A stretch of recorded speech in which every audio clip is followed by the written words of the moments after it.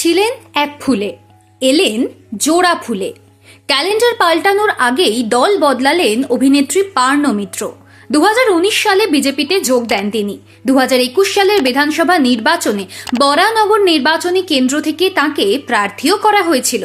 ওই নির্বাচনে শাসক দলের প্রার্থী তাপস রায়ের কাছে পরাজিত হন পার্ণ। 6 বছর পদ্মফুলে থাকার পর 2025-এর শেষে তিনি এলেন ঘাসফুলে। শুক্রবার সকালেই শোনা যায় বিরোধী শিবির ছেড়ে শাসক দলে যোগ দিচ্ছেন পার্ণ।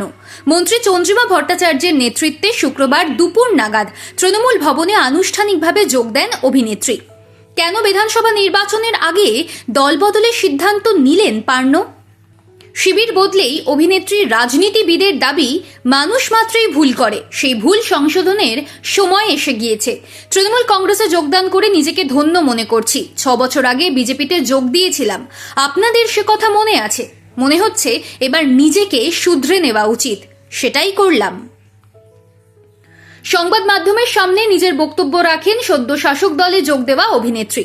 পার্ণর কথায়, মুখ্যমন্ত্রী মমতা বন্দ্যোপাধ্যায়ের কর্মকাণ্ড তাঁকে অনুপ্রাণিত করেছে। তাঁকে দলের অংশ হিসেবে গ্রহণ করার জন্য ধন্যবাদ জানান মন্ত্রী চন্দ্রিমা রাজনীতিবিদ জয়প্রকাশ মজুমদারকে।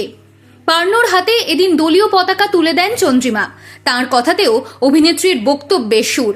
তিনি বলেন, মুখ্যমন্ত্রী মমতা বন্দ্যোপাধ্যায়ের কাজের প্রতি আকৃষ্ট হয়ে আমাদের দলে আসার কথা জানিয়েছিলেন পার্ণ। মুখ্যমন্ত্রী দলকে নির্দেশ দিয়েছেন পার্ণকে দলে সংযুক্ত করার।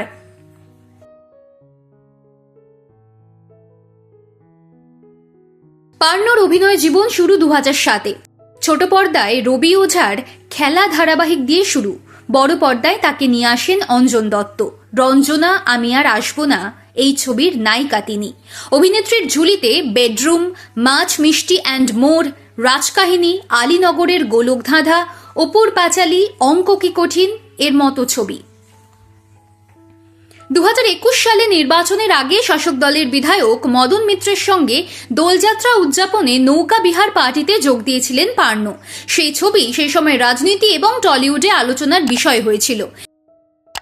এই ঘটনাকে সামনে রেখে ত্রিপুরার প্রাক্তন রাজ্যপাল তথা বিরোধী শিবিরের বর্ষিয়ান রাজনীতিবিদ তথাগত রায় তীব্র কটাক্ষ করেছিলেন। সময়ের সঙ্গে সঙ্গে সবই বদলায়। পার্ণ যেমন বদলে নিলেন নিজেকে। 6 বছরের আক্ষেপ তৃণমূলে মেটাতে চান অভিনেত্রী। মমতা বন্দ্যোপাধ্যায়ের অনুপ্রেরণাতেই কাজ করতে চান পার্ণ মিত্র।